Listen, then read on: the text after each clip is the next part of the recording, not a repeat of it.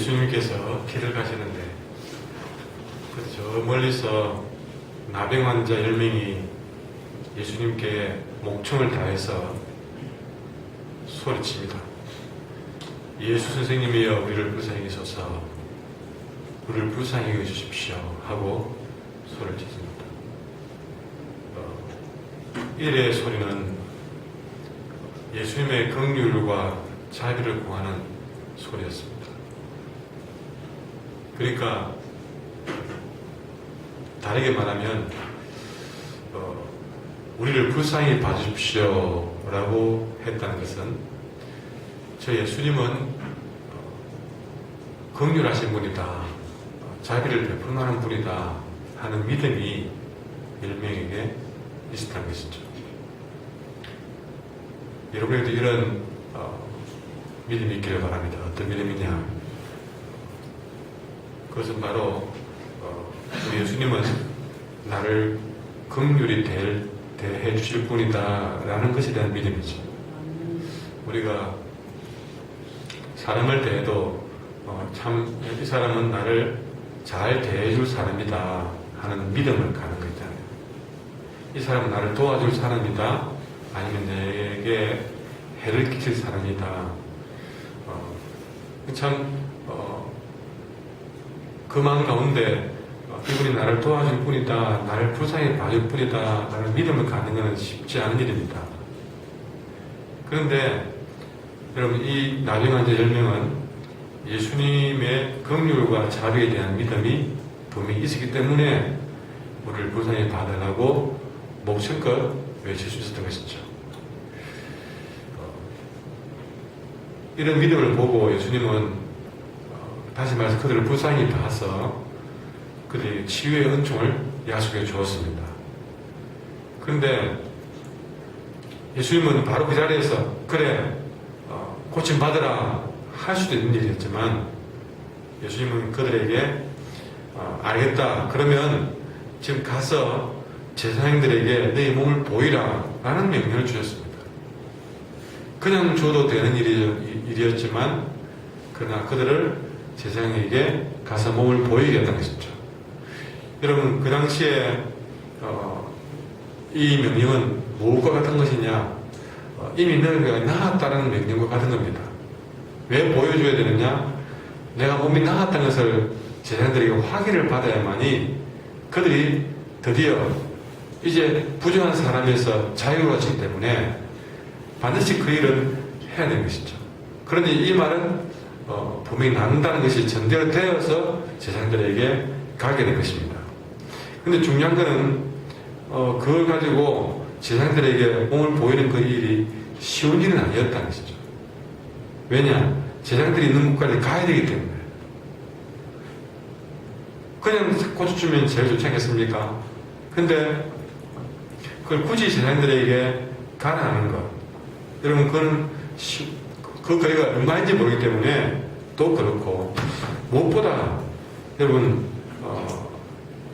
이들은 지금까지 나병 때문에 마을에 들어갈 수 없는 분리된 사람들이었습니다. 그런 부정한 나병 환자가 제사장들에게 몸을 보이러 간다는 것은 정말 평소에 도무지 할 수 없던 일들을 해라는 것이죠. 그러니까 이들이 지금 제사장들에게 가는 것도 역시 믿음을 요구하는 행동이었습니다. 불쌍히 여기달라고 소리치는 것도 믿음을 요구하는 것이었고, 또 그 주님의 말씀을 더 가지고 제자들에게 가는 것도 믿음을 요구하는 것이었던 것이죠. 그런데 이 10명은 그 말씀을 붙들고 제자들을 찾아가는 믿음까지는 보여주고 있다는 사실입니다. 10명은 제자들에게 갑니다.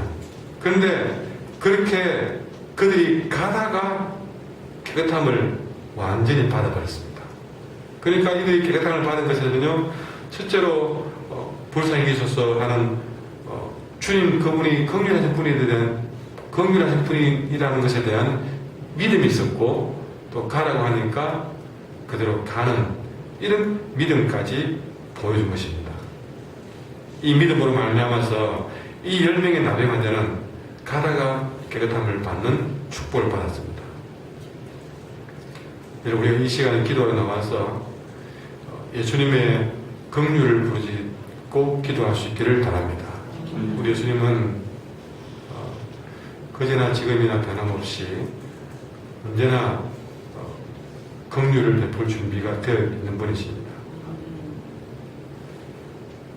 그리고 우리는 이 열병처럼 주님이 가라 하라 하실 때에 그 말씀을 붙들고 가라면 가고 하라면 할 수 있는 행동하는 믿음이 우리에게 있어야 줄 믿습니다. 이렇게 해서 가다가 깨끗함을 받은 10명의 나병 환자들, 어쩌면 그들은 가다 깨끗함을 받았기 때문에 제자들에게 곧장 갔을 수도 있습니다. 때로는 가다가 다 나와버리는데 굳이 그럴 거 뭐 있나 하고 다른 데로 샜을 수도 있습니다. 그럼 성경은 여기서 어디까지 말씀을 이어지고 있냐면, 그게 깨끗함을 받은 10명의 나병 환자 중에서 한 사람은 가다가 자기가 나은 것을 보았습니다. 얼마나 좋든지 큰 소리로 하나님께 영광을 돌리면서 15절에 보니까 돌아왔다 그랬습니다. 누구에게로요? 예수님께로 돌아왔습니다. 가다가 예수님께 돌아오면서 하나님께 큰 소리 영광을 돌리면서 돌아왔는데 예수님의 발 앞에 엎드려서 깊은 감사를 드렸습니다. 예수님 감사합니다. 나를 고쳐주셔서 감사합니다 하고, 정말 어쩌면 얼마나 그가 나병 환자의 삶을 살면서 고통스럽겠습니까? 그 모든 삶을 우리가 주님 앞에 내놓고 정말 눈물로 감사했지 않겠는가 짐작할 수 있는 부분입니다. 그런데 그렇게 10명 가운데 예수님께 돌아온 한 사람은 알고 보니까 유일한 이방인 사마리아인이었다 했죠. 이것을 보고 예수님께서 하시는 말씀이 10사람이 다 깨끗함을 받지 않느냐, 그런데 나머지 9은 어디 있느냐 하고 말씀하셨습니다. 안타까움이 묻어있는 말씀이었습니다. 그 9은 어디 갔느냐. 그러면서 이 사마리아 사람에게 19절에 보니까 네 믿음이 너를 구원하였다 라는 말로 구원의 선을 주셨습니다. 여러분, 이 사실에서 우리가 하나 발견하는 것은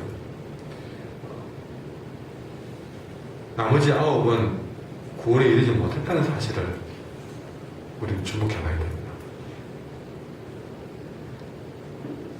다시 말하면 그들은 나병에서 치유는 받았지만 구원을 받지는 못했다는 사실입니다.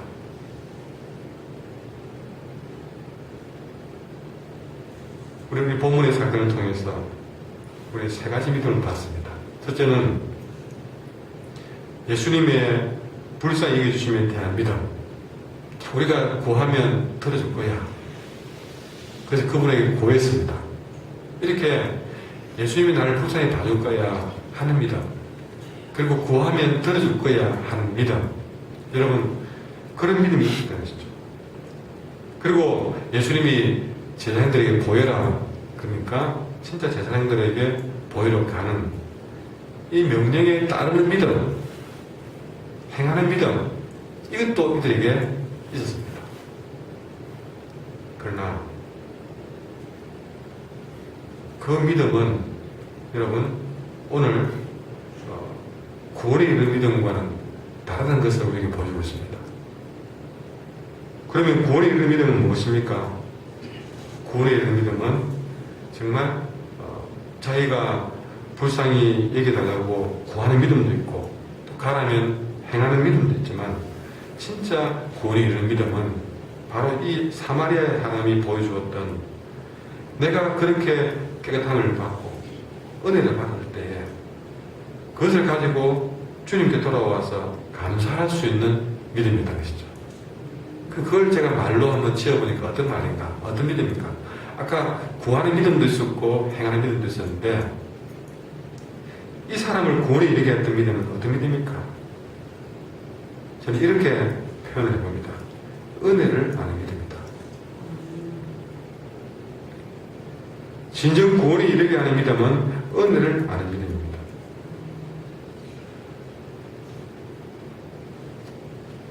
여러분, 바리새인이나 서기관들은 율법을 지어놓고 율법을 지키는 행하는 믿음이 있었습니다.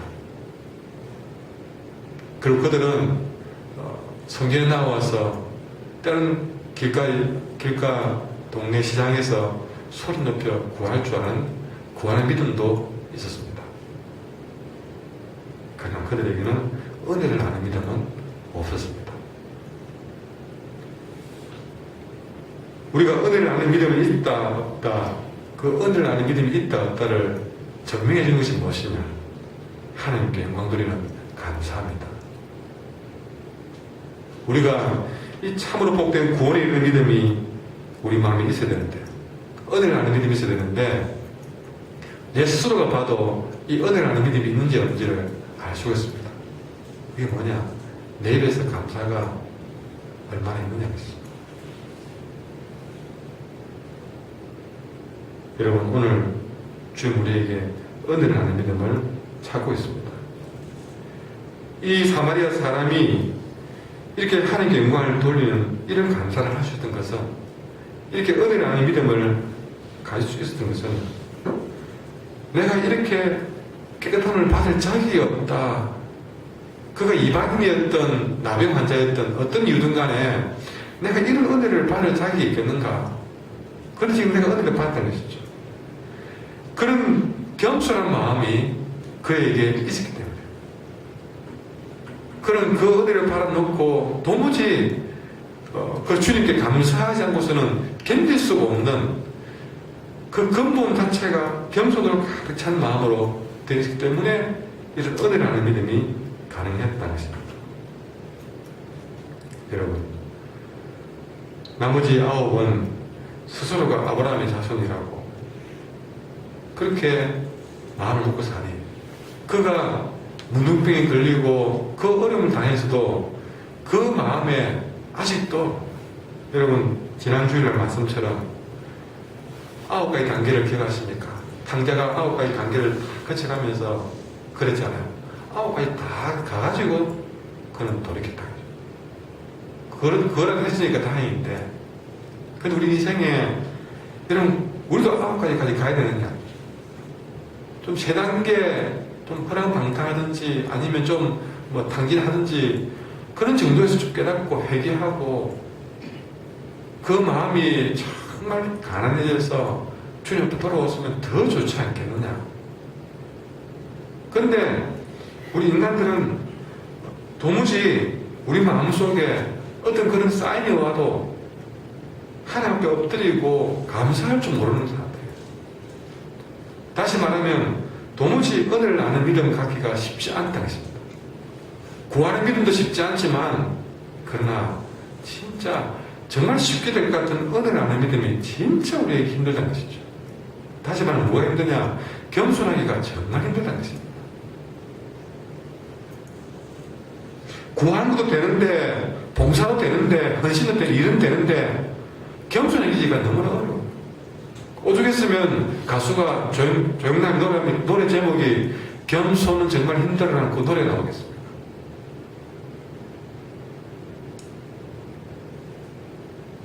주님이 찾는 믿음은, 여러분 구하는 믿음도 있겠지만 행하는 믿음도 있겠지만 은혜를 아는 믿음이 더 주님이 찾고 있습니다. 주님 혹시나 오늘 우리에게 9은 믿느냐고 물을지 모릅니다. 새벽기도까지 나와서 기도하는 구하는 믿음도 있습니다. 또 뭐 주님 이름 줄 알고 교회 봉사하는 믿음도 있습니다. 그런데 도무지 겸손해져서 은혜로 알고 사는 믿음은 어디 있는가? 그런 사람은 왜 이렇게 안 보이는가? 어쩌면 우리 그런 질문을 하고 있을지 모르겠습니다. 저 사람은 저것 때문에 교만해있고, 또 저 사람은 좀 가졌다고 교만해요. 저 사람은 좀 배웠다고 교만해요. 저 사람은 잘생겼다고 교만해요. 저 사람은 좀 어려움 없다고 교만해요. 찬송을 해도 감격이 없고, 기도를 해도 감격이 없고, 말씀을 들어도 감격이 없고, 교회당에 들어오면서도 감격도 없고, 도무지 뭐 감격이 없고, 당연한 듯이, 내가 당연한 듯이 교회 들어오고, 당연한 듯이 내가 당연히 그 일을 해야 될 것처럼 봉사를 하고 어느 누구에게 돌아봐도 눈치고 봐도 감사하고 은혜를 하는 사람이 없어요. 이건 우리에게 어쩌면 아직도 고리에 이런 믿음을 가진 사람이, 제대로 믿음을 가진 사람들이 이렇게 없구나, 그런 소리가 될 수도 있다는 사실이죠.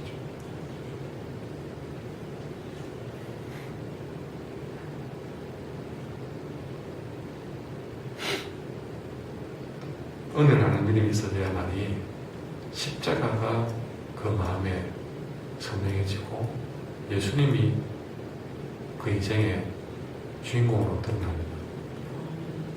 은혜를 모르면 십자가도 희미해지고 예수님도 점점 희미해지게 마련이죠. 참 그런 생각을 해봅니다. 제가 몇 번을 예를 들었지만 예수님이라는 말만 나와도 가슴이 뜨거워지고 눈물이 나는, 왜 내게는 그런 믿음이 없는가를 우리는 가슴을 치고 우리는 안타까워야 될 것입니다. 좀 우리가 못 살아도 건강하지 못해도 우리 그것 때문에 우리가 울고 안타까워하고 애통하는 것이 아니라 왜 내게는 이렇게 은혜를 아는 마음이 없는가? 왜 나는 이렇게 겸손해지지 못하는가? 왜 나는 이렇게 십자가와 예수님에 대한 그런 사모함이 식어 있는가? 이게 우리가 정말 불쌍한 일인 것이죠. 남의 환자보다 더 불쌍한 것은 겸손해지지 못한 우리의 마음입니다. 이걸 놓고 우리는 새벽에 이러지 못한 내 자신을 놓고 우리는 기도하고 주님 앞에 나아가야 되겠습니다. 기도하겠습니다.